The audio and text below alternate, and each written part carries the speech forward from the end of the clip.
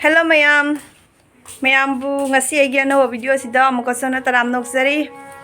mayam huzik thabak loi puna loi sana lore se chak thongdoi nya bai se ado mayam aina mamang da dum aina sujaki babudi mayam du chara roi mamang dina cylinder thamambado adu gido gas laga thamambado adu mafam do lokthog ma ka mu hani purana ga mafam do thamme ba adi jamna chillaba ko khudong chadre ba nungai tre doi gidi chak thongo mai ge dusune nongpong nongchup olaga chak thongba jade ga kari ga na haibu do ne adu do lokthog ga huji mu ko mu nongpong londa olaga thong ya ba adu do ai miyam di halake dum aina ngasai video ai budi la hoba na te ba ko icha nu pi da tawna lohon bani ya ba ado hoi mate khapu de ai dum logja hore ba adu do mayam halake mayam apoina nagisu ngasi di masam ka puire ngasi je Friday numini chinman je khai jong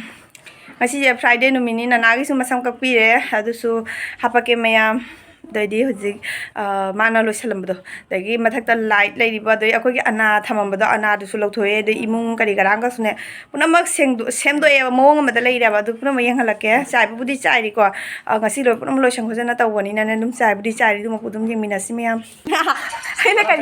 aina haibam leitra mayam thabak haure jengu thabak ai busini do ngasigi thabak sidi aina boloi sandare dum asigi singje thum thangdo thangjin je jam lummi aba mamang daina thanggi buzai jamna khwang na kreba aduna mana thangdo thangjin tawni ado aina ahamada haibado adu do asigi glass se mana thugairi ne aba pochi thangdo thangjin tawbada de ichan pana dum haipa sajalai bane glass se pisalai ba ado mayam dum mangna thabak suba se amma natra amma dum thugai duini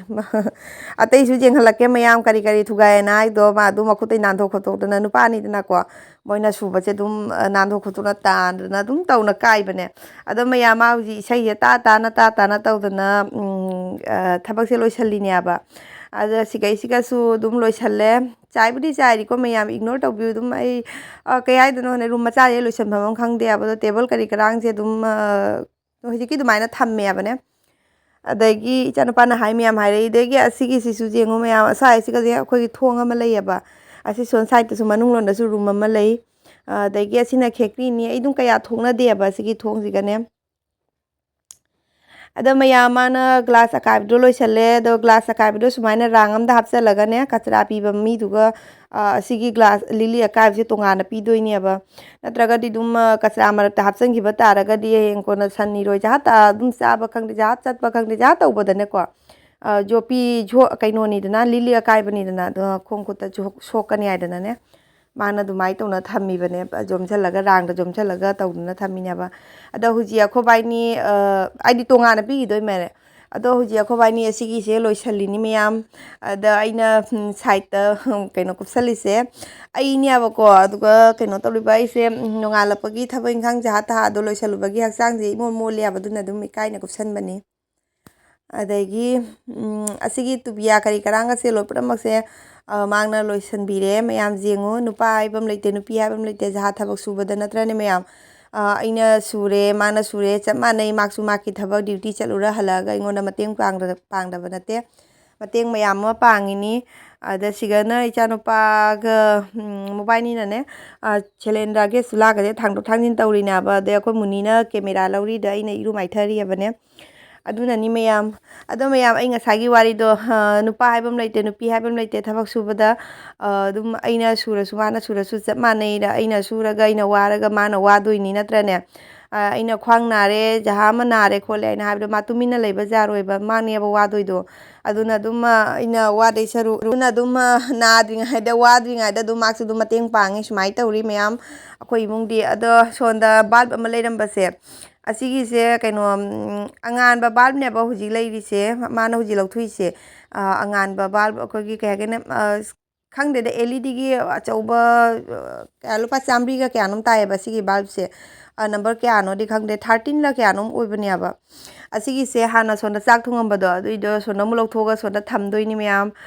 kaigino agadi sonda chula do pusala bani ne sonda ngan bai mathau tare na da ai mitna ju phatre camera video editing tawmandana mitna ju phatre ado mayam hoji mana kausalaga yenghalli ne aba ngonda si yara ba ina dum ai su yare na haire dum yamna su wangdre yamna su nemdre natrane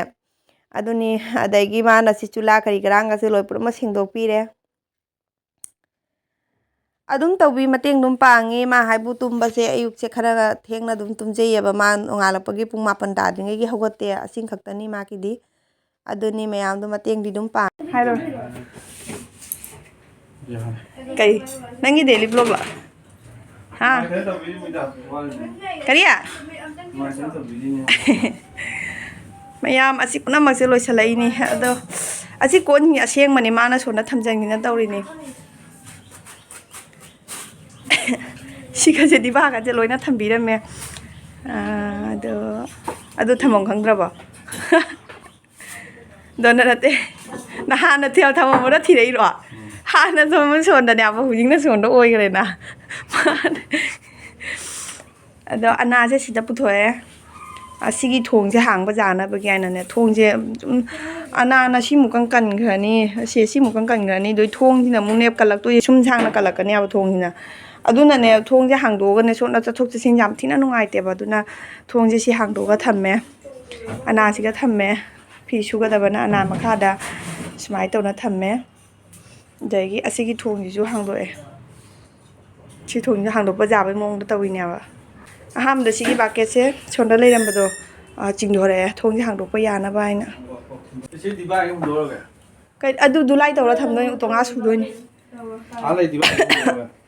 ꯑꯗꯣ ꯅꯨꯕ ꯅꯪꯒꯤ cylinder ꯅꯪ ꯃꯃꯥꯡ ꯈꯔꯦ ꯅꯨꯕ ꯌꯥꯔꯣꯏ ꯅꯪꯒꯤ ꯑꯩ ꯀꯤꯖꯩ ꯉꯝꯃꯣꯏ ꯆꯥꯛ ꯊꯣꯡꯕ 스톱 야로에 보자. 중간에. 얼마 ꯅꯪ ꯅꯣꯏ ꯄꯣꯈꯥꯏꯅ ꯑꯩ ꯁꯤꯔꯅꯤ ꯁꯤꯂꯤꯟꯗꯔ ꯁ꯭ꯋꯥꯏꯁꯦ ꯊꯝꯃꯨꯗꯨꯗꯤ ꯁ꯭ꯋꯥꯏ ꯆꯤꯡꯗꯣꯔꯛꯑꯣ ꯑꯗꯣꯟꯗ ꯊꯝꯃꯕꯅꯤ ꯈꯔꯕ ꯆꯪꯉꯔꯣꯏ 손을 타면 좀 떨어요 너. ꯅꯪꯃꯟꯒꯔꯦ ꯀꯤꯖꯩ ꯍꯥꯏꯕ 떨어요. ꯁꯤ ꯄꯣꯈꯥꯏꯔꯣꯏꯗ꯭ꯔꯁꯤꯕ ꯑꯩ ꯅꯣꯏ ꯗ꯭ꯌꯨꯇꯤ ꯆꯠꯈꯤꯉꯥꯏꯗꯤ ꯏꯊꯣꯟꯗ ꯄꯣꯈꯥꯏ ꯁꯤꯗꯣꯛꯑꯔꯗꯤ ꯀꯩꯗꯧꯕ 가이로 그런 거 좀 떨어요. 아이 너무 기재이고 너도 시간대 막 하다 앞질러시라고 시가 아시기 다이닝 세제부터 돌아서는 탐문시. 그래 이게. 실내나 마카빠디네 아시 왕담네바 시 ꯆꯦꯛ ꯍꯥꯞꯄꯩ ꯃꯊꯧ ꯇꯥꯔꯅꯤ ꯇꯧꯔꯔꯣꯏ ꯁꯨꯃꯥꯏꯅ ꯑꯗꯨꯝ ꯂꯩꯖꯔꯅꯤ ꯑꯗꯨꯒ ꯀꯩꯅꯣ ꯇꯧꯗꯕ ꯁꯤꯂꯤꯟꯗꯔꯁꯦ ꯁ꯭ꯋꯥꯏꯗ ꯄꯨꯊꯣꯔꯛꯅꯕ 짝 통무지 너 지하 타는 해 통무다 와가 통시. ꯈꯔ ꯀꯩꯅꯣ ꯎꯠꯇꯣꯔꯤ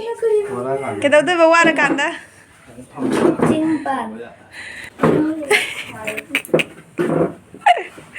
ꯃꯌꯥꯝ ꯑꯃ ꯐꯥꯟ ꯊꯥꯔꯒ ꯆꯥꯛ ꯊꯣꯡꯗꯣꯔꯤ ꯑꯩ ꯂꯥꯏꯗꯨꯛ ꯊꯥꯕꯒꯤ ꯗ꯭ꯔꯦꯁ ꯁꯦꯠꯂꯛꯏꯅꯦꯕꯁꯦ ꯂꯥꯏꯗꯨꯛ ꯊꯥꯔꯨꯗꯣꯏꯅꯦ ꯍꯧꯖꯤꯛ ꯁꯤ ꯗ꯭ꯔꯦꯁ ꯁꯦꯠꯂꯦꯕ ꯂꯥꯏꯗꯨꯛ ꯊꯥꯗ꯭ꯔꯤ ꯆꯨꯂꯥꯒ ꯂꯣꯏ ꯁꯦꯡꯗꯣꯛꯄꯤꯈꯔꯦ ꯃꯌꯥꯝꯁꯤꯗꯅ ꯅꯅꯥꯒꯤ ꯃꯁꯝ ꯀꯛꯄꯤꯔꯤ ꯌꯦꯡꯉꯣ ꯁꯥꯎꯔꯤꯕ ꯃꯆꯦꯗ ꯚꯤꯗꯤꯑꯣ ꯂꯧꯔꯤ ꯑꯩꯅ ꯑꯗ ꯑꯩꯅ ꯂꯥꯏꯗꯨꯛ ꯊꯥꯕꯁꯨ ꯏꯆꯥꯅꯨꯄꯤꯅ ꯚꯤꯗꯤꯑꯣ ꯃꯇꯦꯛ ꯂꯧ ꯂꯩꯔꯝꯃꯦ ꯅꯨꯕ ꯏꯁꯤꯡ ꯅꯪ ꯊꯛꯀꯦ ꯑꯩꯁꯨ ꯌꯥꯎꯗꯦꯕ ꯃꯈꯥꯇꯅꯤ ꯃꯊꯛ ꯌꯥꯎꯗꯦꯕ ꯃꯐꯨꯔꯤ ꯂꯤꯠꯇꯦꯕ ꯑꯗꯨꯅ ꯏꯀꯥꯏꯖꯩ ꯍꯥꯏꯕ ꯏꯁꯤꯡ ꯅꯪ ꯊꯛꯀꯦ ꯐꯤꯜꯇꯔꯁꯦ ꯁꯤꯒ ꯊꯝꯃꯦ ꯎꯄꯨꯅ ꯁꯣꯟꯗ ꯊꯝꯃꯦ ꯃꯇꯥ ꯆꯥꯗ꯭ꯔꯥ ꯑꯁꯤꯅꯅꯦ ꯃꯥꯒꯤ ꯅꯨꯡꯗꯥꯡ ꯉꯁꯤ ꯗ꯭ꯌꯨꯇꯤ ꯂꯩꯌꯦꯕ ꯃꯥꯒꯤ ꯅꯨꯡꯗꯥꯡ ꯗ꯭ꯌꯨꯇꯤ ꯄꯨꯕꯒꯤ ꯑꯩꯒꯤ ꯊꯕꯛ ꯍꯥꯏꯔꯒꯗꯤ ꯁꯤꯗ ꯐꯤ ꯃꯌꯥꯝ ꯁꯨꯔꯦ ꯃꯊꯛꯇꯁꯨ ꯐꯤ ꯐꯧꯔꯝꯃꯦ ꯑꯁꯨꯕ ꯑꯗꯩ ꯑꯩꯈꯣꯏꯒꯤ ꯔꯦꯕꯤꯠꯇꯣ ꯉꯁꯤꯒꯤ ꯍꯧꯖꯤꯛ ꯉꯥꯏꯍꯥꯛꯁꯤꯒ ꯇꯨꯝꯍꯜꯂꯦ ꯃꯄꯥꯟꯗ ꯃꯣꯏ ꯇꯨꯝꯃꯦꯕ ꯇꯨꯝꯗꯦꯅ ꯁꯥꯟꯅ ꯂꯩꯃꯦ ꯃꯆꯤꯟꯅ ꯅꯣ ꯇꯧꯔꯤꯁꯦ ꯁꯥꯟꯅꯅ ꯂꯩꯔꯤ ꯅꯣ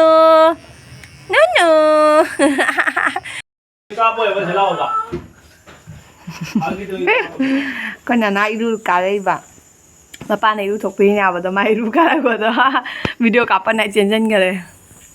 ꯑꯗꯣ ꯃꯌꯥꯝ ꯑꯁꯤꯁꯦ ꯌꯦꯡꯉꯨꯁꯦ ꯑꯩꯅ ꯐꯤ ꯁꯨꯕꯩꯅꯦ ꯍꯥꯏꯅ ꯂꯧꯕꯅꯦꯕ ꯊꯣꯡꯒꯥꯟꯗ ꯌꯣꯟꯕ ꯂꯥꯛꯄꯗꯒꯤꯅꯦ ꯅꯣꯡ ꯅꯤꯅꯤ ꯑꯩꯅ ꯑꯃꯨꯛ ꯀꯣꯟ ꯍꯥꯞꯆꯜꯂ ꯊꯝꯃꯦ ꯑꯗꯨꯒ ꯑꯩ ꯊꯕꯛ ꯐꯕ ꯃꯄꯥꯅꯅꯦ ꯁꯤꯂꯤꯟꯗꯔ ꯃꯊꯛꯇꯩ ꯊꯥꯗꯅ ꯕꯣꯞ ꯇꯥꯅ ꯀꯥꯏꯅ ꯁꯤ ꯀꯩꯅꯣ ꯍꯥꯏꯗꯨꯕ ꯌꯦꯡꯒꯦ ꯀꯦꯔꯤꯅ ꯀꯦꯔꯤ ꯇꯧꯏꯅꯦ ꯃꯆꯤꯟ ꯈꯥꯁꯦ ꯌꯦꯡꯉꯨ ꯈꯪ ꯇꯧꯏ ꯑꯝꯇ ꯌꯦꯡꯒꯦꯕ ꯃꯄꯥꯏ ꯐꯨꯔꯤꯅꯤ ꯃꯥ ꯂꯤꯂꯤꯁꯦ ꯌꯦꯡꯉꯣ ꯇꯧꯏ ꯌꯦꯡꯉꯣ ꯃꯄꯥꯏ ꯐꯨꯔꯤꯅꯤ ꯃꯁꯝ ꯊꯥꯗꯣꯛꯑꯦ ꯉꯁꯥꯏ ꯍꯥꯏꯈ꯭ꯔꯕꯅꯦ ꯃꯁꯝ ꯆꯣꯜꯂꯦ ꯍꯥꯏꯒ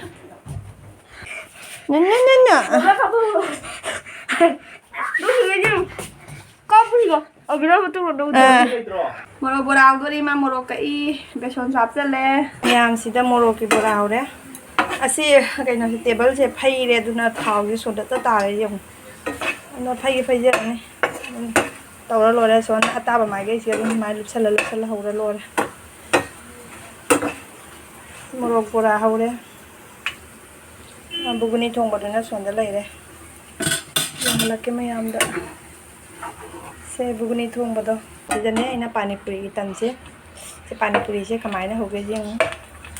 ꯊꯥꯎ ꯌꯥꯝ ꯍꯥꯞꯆꯜꯂꯨꯔꯁꯨ ꯍꯣꯔꯦꯟ ꯃꯥꯡꯒꯅꯤ ꯊꯥꯎ ꯃꯈꯥꯛ ꯂꯩꯍꯧꯕꯗꯣ ꯑꯗꯨ ꯆꯥꯕꯗ ꯍꯛꯆꯥꯡ ꯐꯦꯠ ꯑꯣꯏꯕꯅꯦꯕ ꯑꯗꯨꯅ ꯑꯩꯗꯤ ꯌꯥꯝ ꯆꯥꯗꯦꯕ ꯑꯗꯨ ꯂꯩꯍꯧꯕꯗꯣ ꯑꯩ ꯂꯩꯍꯧꯗꯅꯕ ꯍꯥꯏꯅ ꯍꯣꯠꯅꯩꯌꯦꯕ ꯁꯨꯃꯥꯏꯅ ꯆꯤꯛ ꯆꯤꯛ ꯇꯧꯗꯅ ꯑꯩꯗꯤ ꯌꯦꯡꯉꯨ ꯃꯌꯥꯝ ꯑꯣꯏꯔꯦ ꯑꯉꯥꯡ ꯑꯅꯤꯒꯤꯅꯤ ꯌꯦꯡꯉꯨ ꯃꯌꯥꯝ ꯑꯩꯅ ꯍꯧꯔꯤꯕ ꯃꯑꯣꯡꯁꯦ ꯃꯌꯥꯝ ꯂꯛꯅꯔꯛꯀꯅꯨ ꯑꯗꯨꯝ ꯍꯧꯖꯤꯜꯂꯤꯅꯤ ꯑꯩꯅ ꯆꯥꯗꯣꯏꯅꯤ ꯃꯤꯅ ꯆꯥꯗꯣꯏ ꯅꯠꯇꯦ ꯑꯗꯨꯗꯤ ꯍꯥꯎꯕ ꯍꯥꯎꯇꯕ ꯑꯩ ꯈꯨꯠꯇ ꯂꯩꯔꯦ ꯅꯠꯇ꯭ꯔꯅꯦ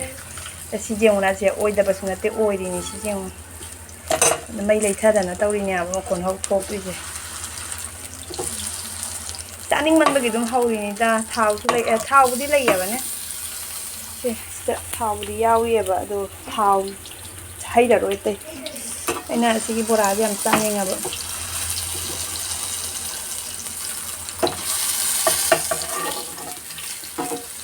ꯌꯦꯡꯉꯨ ꯊꯥꯎ ꯑꯇꯩꯁꯨ ꯂꯦꯝꯗꯣꯔꯦ ꯎꯔꯕ ꯍꯩꯖꯥꯡ ꯃꯥꯀꯤ ꯈꯥꯏꯗꯣꯛꯈꯔꯦ ꯁꯤꯗ ꯏꯔꯣꯟꯕ ꯂꯩꯔꯦ ꯑꯗꯒꯤ ꯑꯩꯒꯤ ꯆꯥꯛꯁꯦ ꯌꯥꯝꯈ꯭ꯔꯄꯣꯠꯅꯤ ꯏꯀꯥꯏꯖꯩꯀꯣ ꯌꯦꯡꯍꯟꯕꯒ ꯃꯉꯣꯟꯗ ꯑꯗꯨꯝ ꯌꯦꯡꯍꯜꯂꯛꯑꯒꯦꯁꯦ ꯕꯣꯔꯥ ꯑꯁꯤꯅꯤ ꯃꯌꯥꯝ ꯃꯣꯔꯣꯛꯀꯤ ꯕꯣꯔꯥ ꯑꯗꯒꯤ ꯄꯥꯅꯤꯄꯨꯔꯤꯗꯤ ꯑꯉꯥꯡꯅ ꯑꯗꯨꯝ ꯆꯥꯛ ꯂꯣꯏꯗ꯭ꯔꯤꯉꯩꯗ ꯑꯗꯨꯝ ꯆꯥꯅ ꯂꯣꯏꯁꯤꯟꯈꯔꯦ ꯑꯗꯣ ꯃꯌꯥꯝ ꯉꯁꯤꯒꯤ ꯑꯣꯏꯅꯗꯤ ꯚꯤꯗꯤꯑꯣꯁꯤ ꯁ꯭ꯋꯥꯏꯗ ꯑꯗꯨꯝ ꯂꯣꯏꯁꯤꯜꯂꯒꯦ ꯃꯊꯪꯒꯤ ꯚꯤꯗꯤꯑꯣꯗ ꯑꯃꯨꯛ ꯊꯦꯡꯅꯔꯁꯤ